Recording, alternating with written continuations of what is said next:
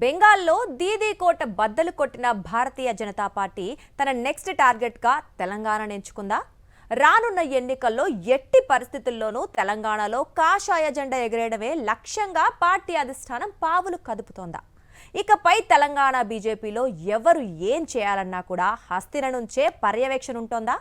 కమలం పార్టీ వ్యవహారాలను నిశితంగా గమనిస్తోన్న రాజకీయ పరిశీలకులైతే ఈ ప్రశ్నలన్నింటికీ అవుననే బదులిస్తున్నారు. అసలు కమలనాథుల మదిలో ఏముంది? దేశంలో భారతీయ జనతా పార్టీ ఎవరు ఊహించని రీతిలో, ఎవరు అంచనా వేయలేనంతటి వేగంగా విస్తరిస్తోంది. గత ఎన్నికలకు ముందు వరకు పశ్చిమ బెంగాల్లో బీజేపీని ఎవ్వరూ పట్టించుకునేవారే కాదు. గత ఎన్నికల్లో 77 స్థానాలు కొట్టింది.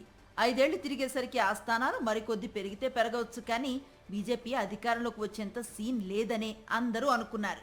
కానీ అందరి అంచనాలు తలకిందులు చేస్తూ పశ్చిమ బెంగాల్లో తృణమూల్ కాంగ్రెస్ అధినేత్రి మమతా బెనర్జీకి కోలుకోలేని షాక్ ఇచ్చింది బీజేపీ. ఒకప్పటి కాంగ్రెస్ కంచుకోట అస్సాంలోనూ బీజేపీ క్లీన్ స్వీప్ చేసేసింది. కమలం పువ్వు జాడ తెలియని ఈశాన్య రాష్ట్రాల్లోనూ కాషాయ ప్రభుత్వాలు కొలువుదీరాయి. తలుచుకుంటే సాధించలేనిదంటూ లేనే లేదని బీజేపీ రాజకీయంగా సాధించి చూపించింది. ఈ క్రమంలోనే తన తర్వాతి టార్గెట్ గా తెలంగాణను నిర్ణయించుకుంది బీజేపీ. 2028లో జరగనున్న తెలంగాణ ఎన్నికల్లో భారతీయ జనతా పార్టీ ప్రభుత్వాన్ని ఏర్పాటు చేసి తీరతామని కమల్నాథులు ధీమాను వ్యక్తం చేస్తున్నారు.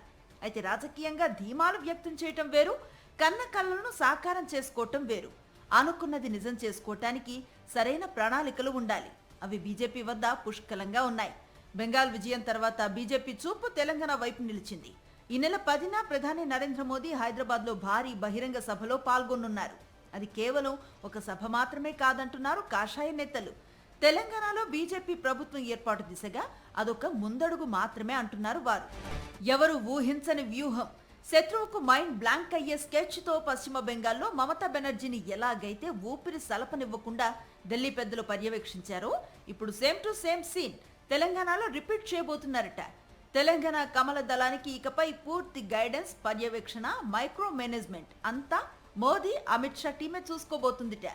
తెలంగాణ బీజేపీలో నేతల మధ్య తగాదాలకు చెక్ పెట్టడంపై ముందుగా దృష్టి సారిస్తారని తెలుస్తోంది.